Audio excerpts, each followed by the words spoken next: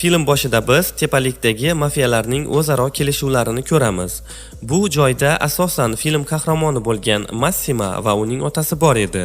Otasi kelishuv tuzayotganiga qaramay, Massima ular yonida emas, bir chekkada turib, durbin orqali suv bo'yidagi qizlarni kuzatar edi. Shunda nimalarnidir kelisha olmay otasi Massimaning yoniga keladi va o'g'lidan "Nimani kuzatyapsan?" deb so'raydi. Shunda o'g'li jilmaygan holda otasiga durbinni beradi.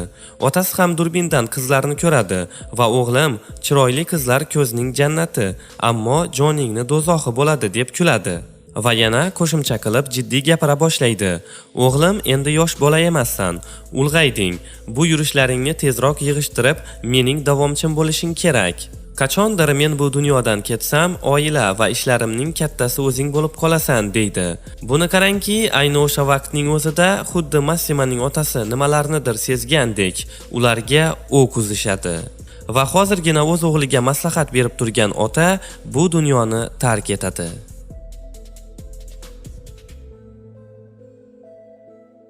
Oradan 5 yil o'tdi. Endilikda Massima ilgarigidek ish yoqmas yosh bola emas edi. U ulg'aygan va ishbilarmon biznesmen edi. Keyin esa bizga Laura ismli qizni ko'rsatishadi. Laura juda ham maftunkor ayol edi. Ishdan charchab kelgan Laura eri bilan dam olmoqchi bo'ladi, lekin uning eri buni xohlamaydi va "Charchaganman" deb qo'yadi. Bu Laura uchun yangilik emas edi. Eri xohlamaganidan keyin Laura o'z xonasiga kirib, har xil o'yinchoqlari bilan o'zini o'zi qondiradi. Biroz vaqt o'tib bilamizki, Laura bilan eri o'rtasidagi munosabatlar unchalik ham yaxshi emas ekan. Hatto ularning Milan bo'ylab sayohatlari ham munosabatlarini yaxshi tomonga o'zgartira olmagan. Laura barchasini dugonasiga aytib berar edi. Shunda ular dugonasi bilan yotgan joyga Lauraning eri kelib, Lauraga xuddi uni ustidan kulgandek hazil qiladi. Bundan keyin albatta Lauraning qattiq jahli chiqib, erini bir itarib basseynga yiqitadi. Kayfiyatsiz tushkunlikka tushgan Laura kechqurun shahar bo'ylab aylanib yurardi.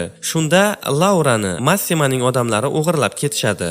Ertasi kuni qiz xuddi qasrdek uyda uyg'onadi. Kecha nima bo'lganini eslay olmagan Laura juda qo'rqishni boshlaydi va eshikni uraveradi. Ammo bularning bari befoyda edi. Eshik faqat kechasi ochilardi.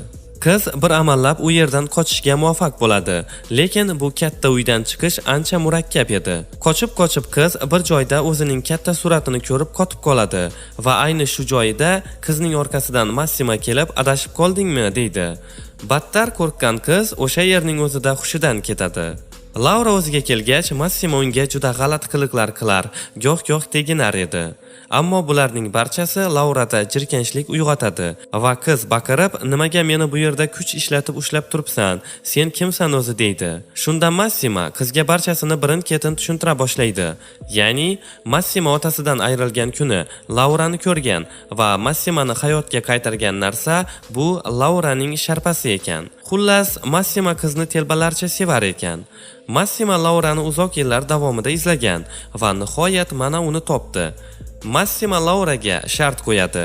Ya'ni Laurada 365 kun muddat bor. Ushbu vaqt ichida Laura Massimani sevib qola olsa, ular birga bo'lishadi. Agar shuncha vaqt ichida ham seva olmasa, u qizni qo'yib yuborar ekan.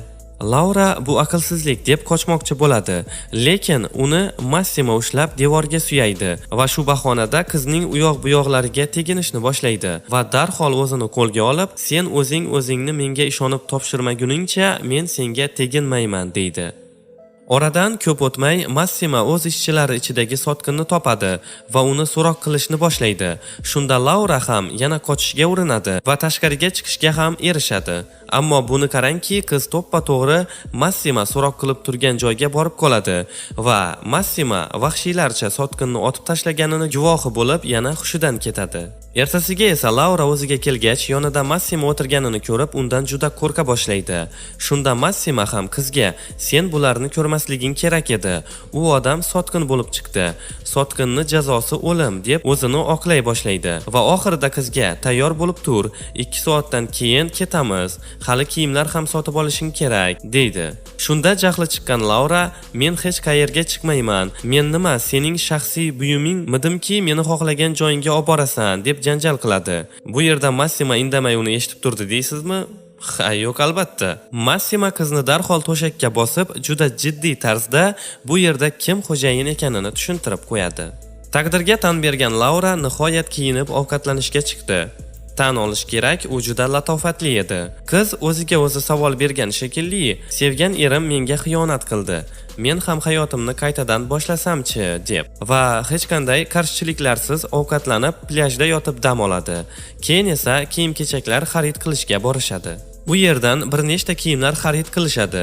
Laura ichkariga kirib o'ziga ichki kiyimlar kiyib ko'rib turganida, u yerga Massima ham bostirib kiradi va qizga havas bilan qarab turardi. Shunda qiz unga chiqib ket, bo'lmasa buni boshqa umuman ko'rmaysan deydi. Massima esa qizni bo'g'zidan ushlab, bu yerda nima bo'lmasligini men hal qilaman deydi va bu ishi bilan qizni yana ranjitadi. Qiz xafa bo'lib u yerdan chiqib ketadi. Lekin biroz o'tib qizga dabdabali hayot yoqib qoldi shekilli, u bugungi tunni Massima bilan o'tkazmoqchi. Chiroyli bo'lib yasanib ham oldi.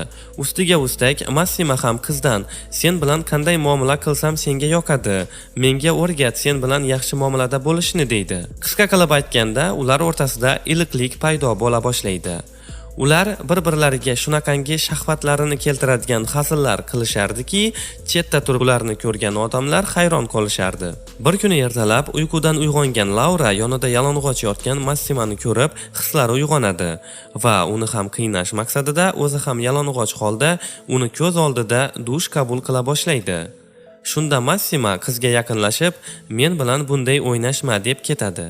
Bundan keyin Massima ham qizning hislari bilan o'ynash maqsadida qizni bir xonaga olib kiradi va uni qo'l-oyoqlarini bog'lab, uning ko'z oldida boshqa bir qiz bilan aloqa qila boshlaydi. Buni ko'rib Laura juda qiynalardi. Keyin esa Laura alamidan shunaqangi ochiq-sochiq kiyinib barga boradi va u yerdagi bir yigitni o'ziga rom qiladi. Lekin yigit unga juda ham tegina boshlaganidan keyin qiz u yerdan ketmoqchi bo'ladi. Ammo bu yigit ham katta bir mafiozalardan bo'lib chiqadi. Qizni osongina qo'yib yuborgisi kelmaydi. Buni ko'rgan Massima jahl bilan ularga to'pponcha tirab, qizni zo'rg'a olib ketadi. Massimaning bu qilgan ishidan keyin ikkita katta mafiozalar o'rtasida urush kelib chiqadi.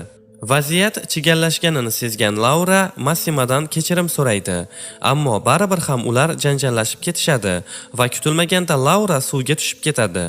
Massima esa hech ikkilanmasdan qizning orqasidan o'zini suvga tashlaydi.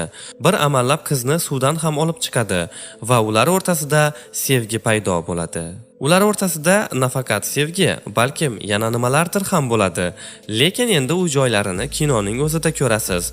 Afsuski, hozir ko'rsata olmaymiz. Sal keyinroq ular ziyofatda raqsga tushib turganlarida ular yoniga Anna ismli qiz keladi. Ma'lum bo'lishicha, u qiz bilan Massima oldinlari uchrashgan ekan. Shunda Anna Massimaga "Topganing shu bo'ldimi? Sen meni sevgimni qadriga yetmading. Men esa sen sevgan qizni yo'q qilaman" deb ketadi. Ziyofatdan so'ng Massima Lauraga uni qattiq yaxshi ko'rishini aytib, uni oila a'zolarini ko'rib kelishga yuboradi. Shu Massima biroz vaqt yo'q bo'lib ketadi. Hattoki Lauraning qo'ng'iroqlariga ham javob bermasdi. Tushkunlikka tushgan Laura dugonasi bilan barga boradi.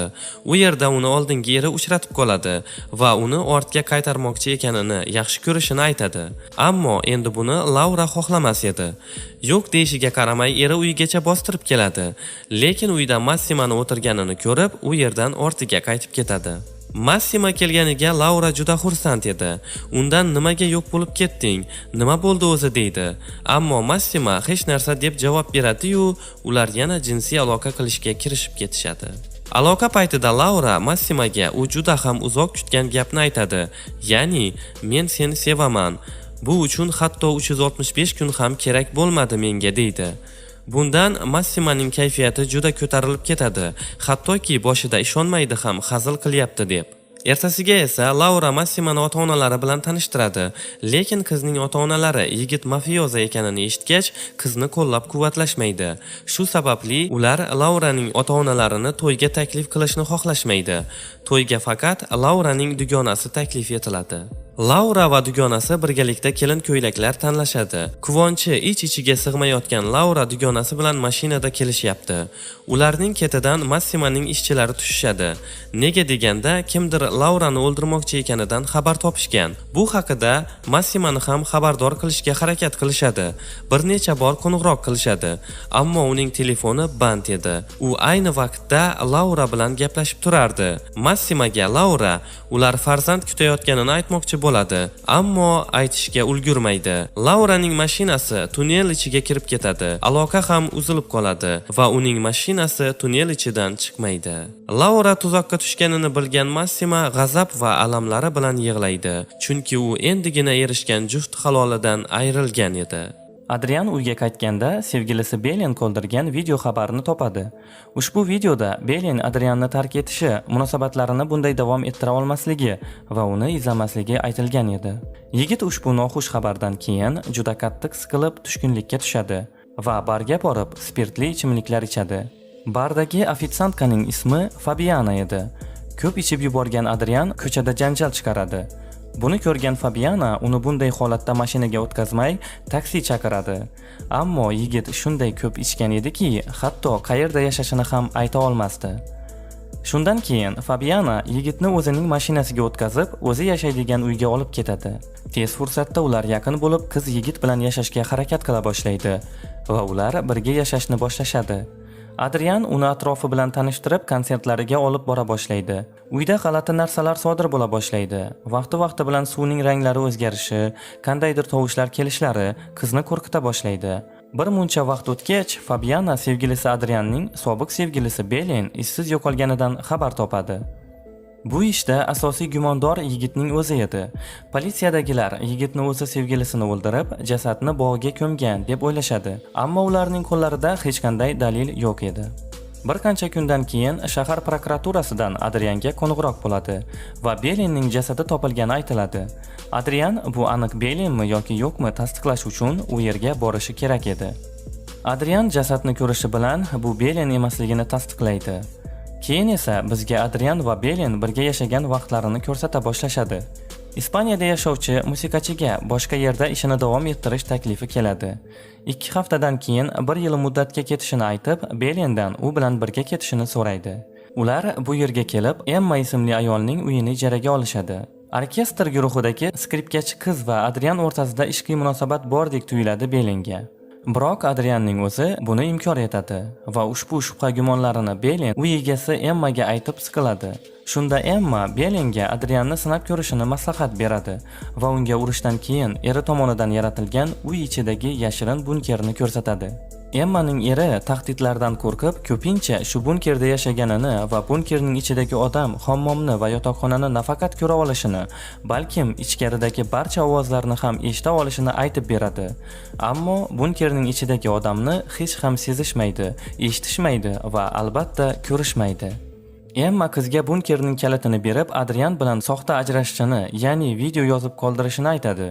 Shunda Adrianning ularning ajrimiga bo'lgan munosabatini bilish uchun. Emmaning o'zi esa Germaniyaga jo'nab ketadi. Belen esa Emmaning barcha gaplarini inobatga olib, xuddi u aytgandek vidolashuv videosini yozib Adrian uyga kelganda bunkerning ichiga kiradi. Yigit qo'lida gullar bilan kirib keladi, ammo uydan Belenni topa olmay vidolashuv videosini ko'radi. Bundan yigit juda qattiq tushkunlikka tushadi. Bu esa Belenga juda yoqadi, chunki u endi bilardi Adrian uni sevishini. Sevgilisini uzoq vaqt qiynamay, darrov bunkerning ichidan chiqmoqchi bo'ladi. Ammo endi u juda qo'rqa boshlaydi. Nimaga deganda, bunkerning kaliti yo'q edi. Qiz tuzoqqa tushib qolganday edi. Oynadan yigitiga qarab, "Meni qutqar" deb baqiraverardi. Ammo uni Adrian umuman eshitmas edi. Aksiga olib, bunker ichida aloqa ham yo'q edi. Qiz oynalarni urar, konserva ochadigan bilan devorlarni teshishga harakat qilardi. Xullas, qanday qilib bo'lsa ham bironta belgi berishga harakat qilardi. Bir necha kunlik motamdan keyin Adrian Belenni unutib uyiga Fabianani olib keladi. Oyna ortida turib Adrian va Fabianani baxtli hayotini ko'rish Belenni sindirardi. Ayniqsa ular yechinib bir-birlari bilan yaqinlik qilishganda, ularning ovozlaridan Belen aqldan ozar edi. Belen vaqti bilan Fabianaga qanaqadir belgilar bera boshlaydi.